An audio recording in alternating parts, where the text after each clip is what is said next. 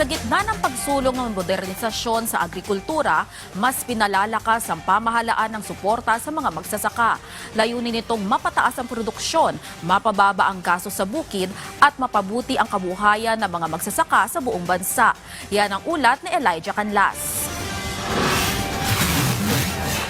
Mahigit 1 milyong magsasaka na sa buong bansa ang nakikinabang ngayon sa mga makabagong pasilidad ng pamahalaan. Ito ay sa ilalim ng direktiba ni Pangulong Ferdinand R. Marcos Jr. na imodernisa ang sektor ng agrikultura. Sentro ng pagbabagong ito ang lalawigan ng Nueva Ecija, kung saan pinupuri ng mga lokal na magsasaka ang mga proyekto sa ilalim ng Rice Competitiveness Enhancement Fund o RCEF Mechanization Program. Ayon sa ulat ng Department of Agriculture Philippine Center for Post-Harvest Development and Mechanization o DA-PhilMec, patayo na ng kabuoang 151 na Rice Processing System o RPS sa iba't ibang panig ng bansa. Ang mga nasabing pasilidad ay binubuo ng mga modernong rice mill, dryer at warehouse na naglalayong itaas ang kita ng mga Farmers Cooperatives and Associations o FCAS. Ipinaliwanag ni DA-PhilMec Director 4 Janicio Alvindia na napakalaki ng tulong ng mga makabagong makinarya lalo na sa pagharap ng mga magsasaka sa mas mataas na gastusin sa produksyon.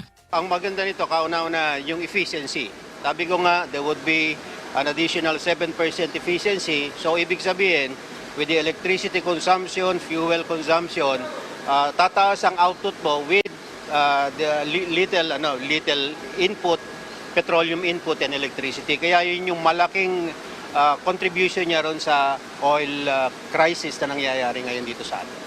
Binigyan din ng ahensya na ang 7% dagdag sa milling recovery ay direktang nagdudulot sa karagdagang kita ng 2 hanggang 3 piso kada kilo ng palay. Dahil dito, hindi na lamang limitado sa pagsasaka ang mga kooperatiba, kundi nakakapasok na rin sila sa pagbebenta ng bigas direkta sa mga wholesalers at retailer. Sa kasalukuyan, 132 na sa mga RPS ang operational habang target na matapos ang nalalabing-labing siyam bago matapos ang taon. Hinimok ng pamahalaan ng mga magsasaka na patuloy na gamitin ang mga libreng makinarya tulad ng tractors, seeders at irrigation pumps upang mapababa ang gasto sa bukid. Ang programang ito ay bahagi ng higit na 9 bilyong pisong taunang alokasyon ng RCEF upang tiyakin ang seguridad ng pagkain sa bansa. Sa pagtatapos ng taon, inaasahang aabot sa 370 rice drying facilities ang maitatayo sa buong Pilipinas para sa benepisyo ng mga lokal na producer. Sa bagong Pilipinas, ang pagyakap sa teknolohiya ang susi tungo sa mas masaganang ani at mas matatag na kabuhayan para sa bawat pamilyang magsasaka. Elijah Canlas para sa Pambansang TV sa Bagong Pilipinas.